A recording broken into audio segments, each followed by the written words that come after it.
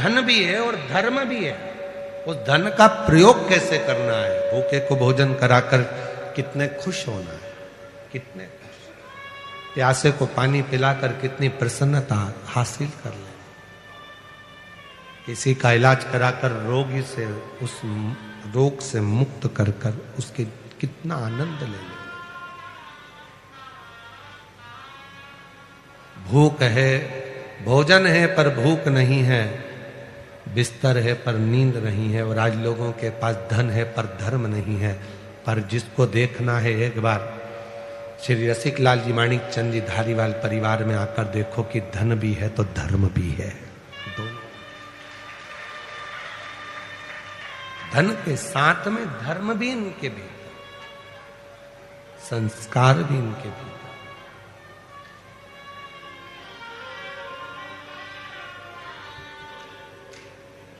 तो जब धन के साथ में धर्म रहता है तो जीवन का सारा सुख, सारा आनंद, जीवन का सारा सुख अपने आप प्राप्त होने लगता है, अपने आप। आज व्यक्ति कमा रहा है पर अपने ऊपर खर्च नहीं कर पा रहा।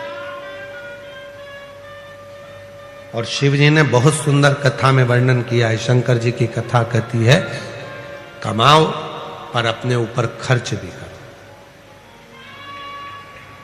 शिव जी की कथा प्रेरणा दे रही है कि शंकर जी के मस्तक पर गंगा है,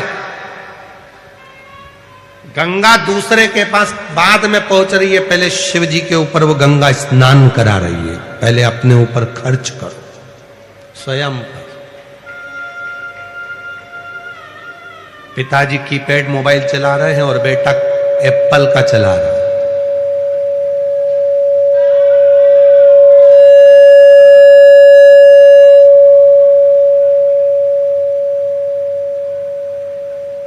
एक तो ये साउंड वालों की ऐसी आदत है, भगवान शुरू में एक बार सेट हो गया था, फिर धीरे से उंगली करके फिर बढ़ा दो, फिर ऐसा कर दो, फिर वैसा कर दो।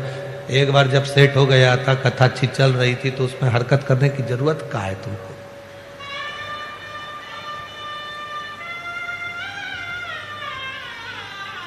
भगवान मालिक है इनका। वो एक गीत याद आ गया, ओ राम जी बड़ा दुख दी मेरे लखन। अरे लखन को जाने तो साउंड वाले, बड़ा दुख।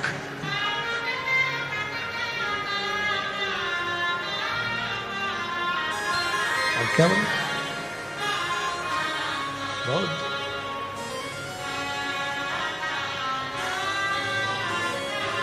शिव तत्व को जाने, भगवान भक्ति को जाने।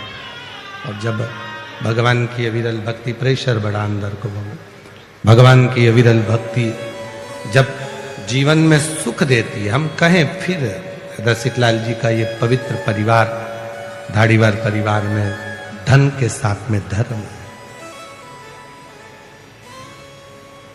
बहुत कृपा शिव की। और मेरी जीजियों, मेरे जीजाओं, मेरी बेटियों, बेटाओं, मेरे बुजुर्ग माँ बाप, जितने भी शिव महापुराण की कथा में बैठे हो या कथा को आस्था चैनल पर या सोशल मीडिया पर श्रवण कर रहे हो, बाबा से प्रार्थना करना आज, हे मेरे भोलेनाथ, हमारी जिंदगी में खुशियों का रंग ऐसा देना कि हम भी अपनी जिंदगी में एक बार शिव महापुराण की कथा करवा सके। इतनी संपदा दे, इतनी संपदा, इतना वैभव देना, इतनी संपदा, इतना सुख देना। हम भी अपने जीवन में ऐसी कृपा करना कि हम भी अपने जीवन में कोई सत्कर्म कर सके।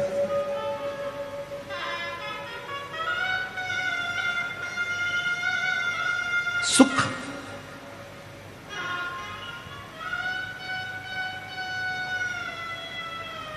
एक विदल और एक उत्पल नाम के दो असुर हुए थे। दोनों ही प्रखर थे, दोनों ही प्रबल। और उसी तरह जैसे विदल और उत्पल 2 असुर हुए और उन्होंने बहुत उत्पात मचाया, बहुत।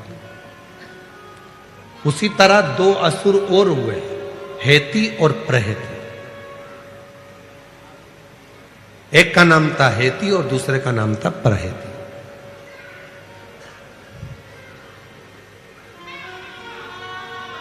यदि स्कंद पुराण को आप पढ़ते हैं गीता प्रेस गोरखपुर की, तो उसमें गीता प्रेस गोरखपुर की स्कंद पुराण में वर्णन आता है भगवान शंकर के आवाज को देगी। स्कंद पुराण में वर्णन आता है कि भगवान शिव के पुत्रों में हेती और प्रहेती की भी कथा आती है। ये दोनों असुर हैं, हेती और प्रहेती दोनों असुर हैं, दोनों। जैसे आज होलिका का दहन होता है, होलिका जला रहे हैं, होलिका का दहन कर रहे हैं, कौन है? हिरण्यकशिपु, हिरण्याक्ष की बहन।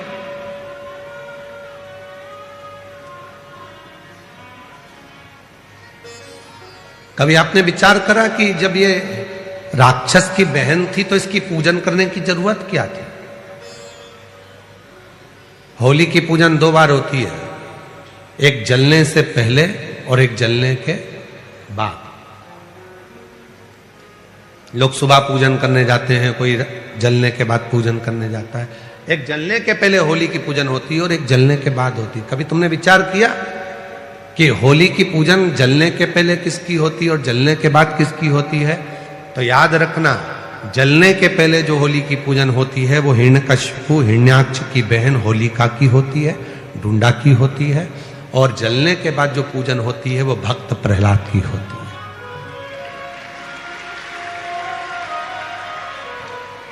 तो हम सनातनी, हम हिंदू, हम सनातन धर्म को धारण करने वाले, हम इस राक्षस की बहन की पूजन क्यों करें?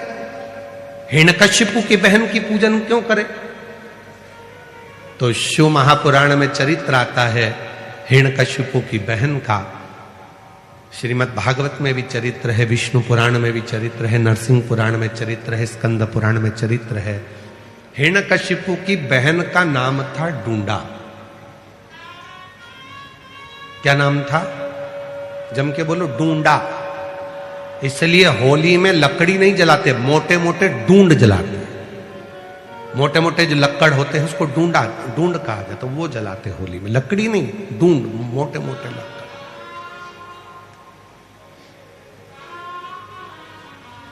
जितना हिरण्यकशिपु ने तप करा, जितना हिरण्याक्ष ने तप किया, उतना ही तप डूंडा ने भी करा। और डूंडा ने तप कर कर भगवान ब्रह्मा जी से वर पाया, मुझे एक चादर ऐसी दे दो, उस चादर को मैं जब ओढ़ कर बैठूं तो मैं आगी में जलूं ना। ब्रह्मा जी ने तथास्तु कहकर एक चादर डूंडा को दे दी, होलिका को दे दी। जब समय आया, प्रहलाद को ले जाकर पानी में डाला, सब में डाला, पर वो मरा नहीं। तब अपनी बहन से हिरण्यकशिपु ने कहा कि तू अपने भतीजे को लेकर, तू बुआ है, वो भतीजा है, अपने भतीजे को लेकर गोदी में बैठ जा, आगी में चादर ओढ़ लेना, तू बच जाएगी, भतीजा जल जाए। अब ऐसे तो बुआ का नाम बदनाम हो जाता कि बुआ ने भतीजे को आग लगा दी। पर कथा देखिए, दुनिया के लोग इस कथा को बहुत कुछ पलट देते हैं, पर शिव महापुराण कभी नहीं पलटी। शिव पुराण अपना पूरा उद्देश्य बताती है। चारों तरफ से अग्नि लगी, बुआ बैठ गई चादर ओढ़कर, डूंडा अपने तन को ढककर, गोदी में प्रहलाद बैठ गया। बुआ को लगा मेरा भतीजा जल जाएगा।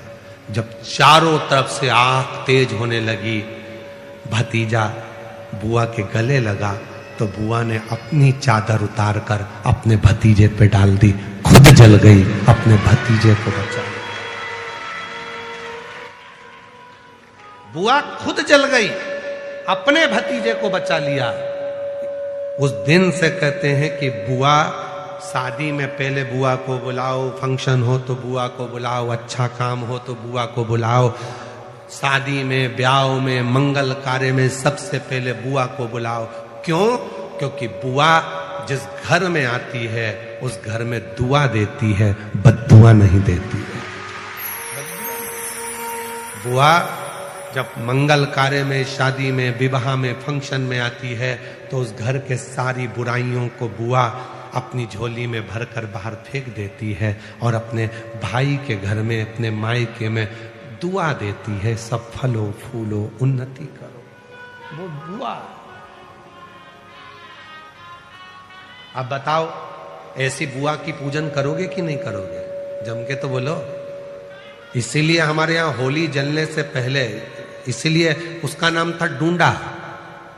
मरने से पहले उसने अच्छा काम कर कर भगवान की होली, इसलिए उसका नाम हो गया होली। अच्छा काम कर कर भगवान की होली, तो फिर उसका नाम होली हो गया। और वही होली का, इसलिए जलने से पहले जो पूजन होती है वो बुआ की होती है कि इतनी अच्छी बुआ जिंदगी में कभी नहीं मिल सकती जो खुद जल गई और अपने भतीजे को बचा लिया।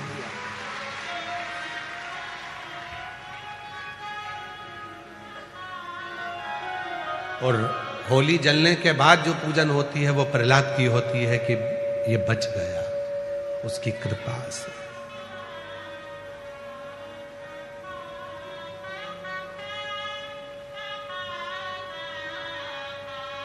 बोला है होली का जो कहे ये असुर है। जरूरी नहीं कि असुर का दिल नहीं होता। हो सकता है कोई व्यक्ति बहुत गुस्सा करता है, क्रोध करता है, अपशब्द बोलता है, बहुत ज्यादा आड़ा टेढ़ा बोलता है। हो सकता है वो भी बहुत प्रेम करता हो, बहुत प्यार करता। कभी कभी प्यार में भी क्रोध आ जाता है। जिसको बहुत चाहो और वो सुनता नहीं ना, तो फिर गुस्सा आ जाता है। कभी कभी झगड़ा भी होता है, ऐसा नहीं है कि झगड़ा नहीं होता। आपका अपनी पत्नी से होता होगा, पत्नी का पति से होता होगा, बच्चों का भी होता है, बहन भाई से। पर कभी कभी शंकर का जो भक्त होता है ना, वो भी महादेव से झगड़ा कर लेता है। कभी कभी वो भी झगड़ा करता है।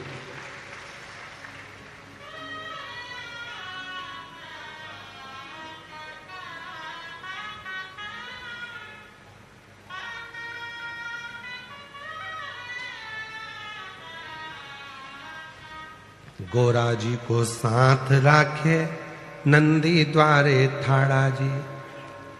गोरा जी को साथ राखे नंदी द्वारे थाड़ा जी। रोज पानी में चढ़ाऊं सुनता क्यों नहीं महारी जी। मैं रोज तुझे जल चढ़ाता हूं, तू मेरी क्यों नहीं सुनता? कब सुनेगा? कभी कभी महादेव से भी झगड़ा हो जाता है, लड़ाई हो जाती है, नहीं आता।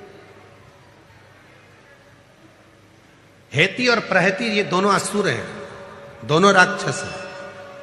पर उसमें हेती और प्रहती में जो प्रहती है वो थोड़ा सा नम्र स्वभाव का असुर है। वो विश्वास भी करता है भगवान पर, नारायण पर थोड़ा भरोसा, शिव जी पे भरोसा है।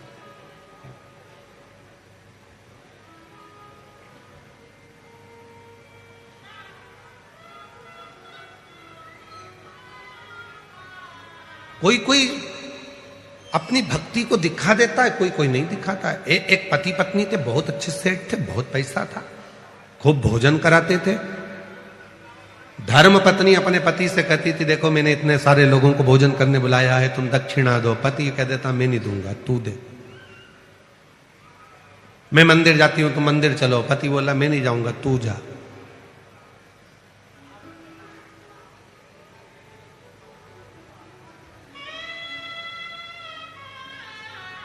पत्नी कहती है पति से, कभी कभी भगवान का नाम ले लिया करो, राम कह लिया करो। पति कहने लगा, मैं नहीं कहता, तू कह। पति नहीं सुना।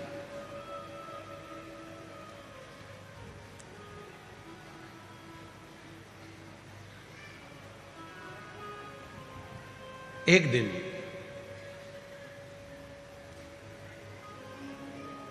पति चक्कर खाकर नीचे गिरा और बहुत सारे लोगों ने देखा, उठा, जल का छींटा दिया। पति उठा तो लोगों ने कहा, महाराज सेठ जी आज गजब काम हुआ, तुम्हारे मुख से कभी राम का नाम नहीं सुना था, पर आज राम तुम्हारे मुख से निकल गया।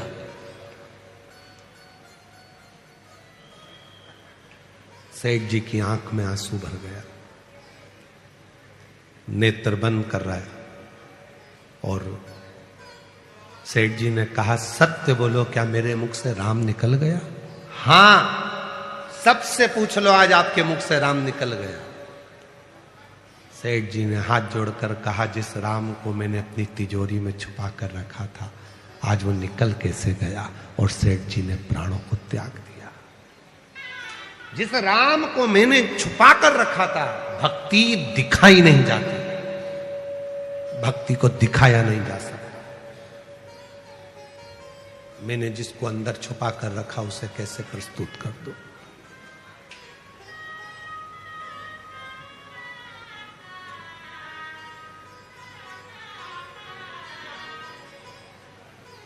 जिसको मैंने अपने भीतर छुपा कर रखा, उसे प्रस्तुत हो। तो तुम कह रहे हो कि राम निकल गया, तो फिर राम निकल गया तो शरीर का मतलब ही क्या? राम भीतर हो। शिव महापुराण की कथा कहती है, मानव के जीवन में जब तक मनुष्य की श्वास चल रही है तो समझ लेना उसकी श्वास में शिव है। शिव है तो शरीर है, शिव गया तो शव बन गया, फिर वो शव बन जाता है, वो शरीर नहीं रहता।